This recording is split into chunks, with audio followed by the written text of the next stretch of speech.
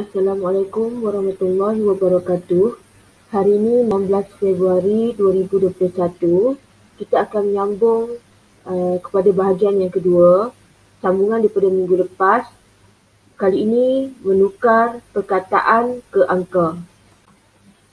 Kita lihat dahulu perkataan yang pertama yang cikgu berikan sebagai contoh, iaitu 8,739. Ingin cikgu ingatkan semula, untuk darjah 3, kamu hanya belajar sehingga 4 digit saja. Sebab kamu hanya belajar sampai 10,000.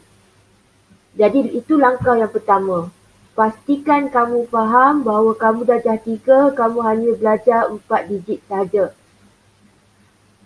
Langkah yang kedua, kamu gariskan perkataan ribu dan perkataan ratus jika ada.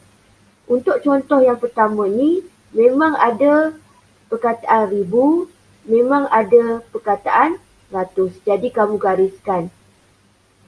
Langkah yang ketiga ialah membulatkan keseluruhan perkataan selepas ratus. Okey. Langkah ketiga, membulatkan perkataan selepas ratus. Ini kerana perkataan selepas ratus adalah 2 digit yang terakhir. Selepas kamu melakukan langkah-langkah tersebut, barulah kamu dengan berhati-hati menulis nombor untuk perkataan tersebut, menulis angka untuk perkataan tersebut. Jadi 8 dinilai tempat ribu, 7 dinilai tempat ratus, dan 3 dinilai tempat puluh, dan 9 dinilai tempat sah.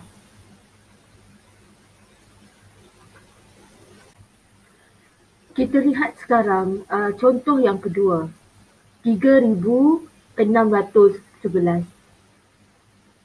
Cikgu dah katakan ada 3 langkah utama dahulu. Langkah yang pertama, mesti ingat bahawa mesti ada 4 digit sahaja. Tak boleh lebih daripada 4 digit. Langkah yang kedua, gariskan ribu, gariskan ratus jika ada ratus.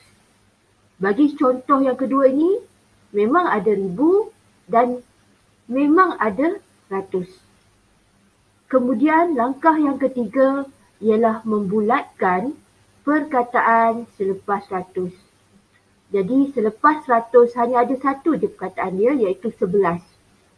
Dan 11 yang dibulatkan ini mewakili 2 digit terakhir dalam angka tersebut.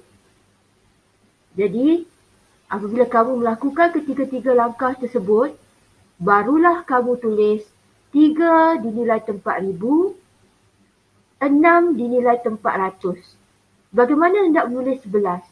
11 adalah 1, 1. Kalau 12, 1, 2. 13, 1, 3. Jadi 11 bagaimana nak menulis digitnya? 1, 1. 3,611.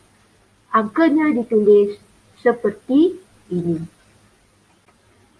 Kita lihat sekarang contoh yang ketiga.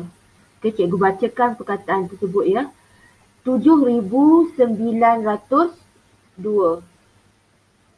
Untuk contoh yang ketiga ini, kita ikut lagi langkah yang cikgu berikan. Yang pertama, pastikan 4 digit. Yang kedua, gariskan perkataan ribu dan perkataan ratus. Langkah yang ketiga, bulatkan perkataan selepas ratus. Okey. Jadi kalau kamu lihat, perkataan selepas ratus hanya 2. Jadi ingin cikgu ingatkan semula, jika perkataan selepas ratus yang mewakili 2 digit terakhir tersebut, nilainya kurang daripada 10, seperti 1, 2, 3, 4, 5, 6, 7, 8 dan 9. Ini bermakna kamu harus meletakkan sifar di tempat puluh dan 2 di tempat sah. Kemudian barulah kamu letak 7 di tempat ribu dan 9 di tempat ratus. Jadi nombor perkataan tersebut apabila ditukar kepada angka, kalau kamu nampak 7, 9, 0, 2. 7,902. Jadi ingin cikgu ingatkan semula, pastikan jika dua digit terakhir itu nilainya kurang daripada 10, ini bermakna di tempat puluh adalah sifar. Kita lihat sekarang contoh yang keempat. 2,500. Masih lagi dengan langkah yang sama. Pertama, kita pastikan yang kita tahu hanya ada 4 digit sahaja. Langkah yang kedua, gariskan perkataan ribu dan perkataan ratus. Langkah yang ketiga, bulatkan perkataan selepas ratus.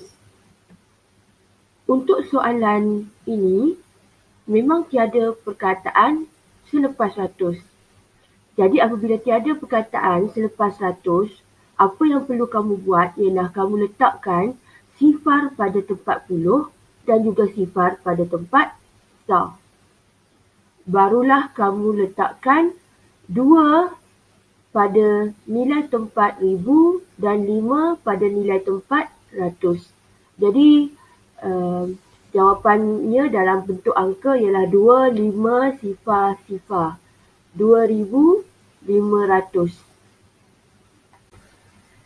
Kita lihat pula contoh yang terakhir, iaitu 9,096.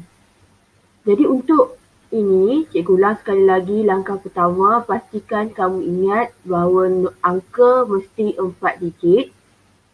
Yang kedua, gariskan ribu dan gariskan ratus jika ada. Tetapi untuk contoh yang terakhir ini, tiada ratus. Tiada perkataan ratus. Jadi bila tiada perkataan ratus, ini bermakna pada nilai tempat ratus, kamu mesti letakkan sifar. Okey. Kemudian barulah kamu bulatkan perkataan yang selepas ribu. Dan selepas ribu itu adalah 2 digit yang terakhir. Jadi tadi kamu dah letakkan sifar di tempat ratus. Sekarang kamu letakkan 9 di tempat ribu dan 9 di tempat puluh, 6 di tempat star. Okey, selesai bahagian yang kedua, iaitu perkataan ke angka. Okey, masih ada lagi satu lagi bahagian, iaitu bahagian yang ketiga. Jadi untuk hari ini kamu tonton dulu bahagian yang kedua ni dan kemudian kamu cuba jawab live worksheet link yang cikgu berikan.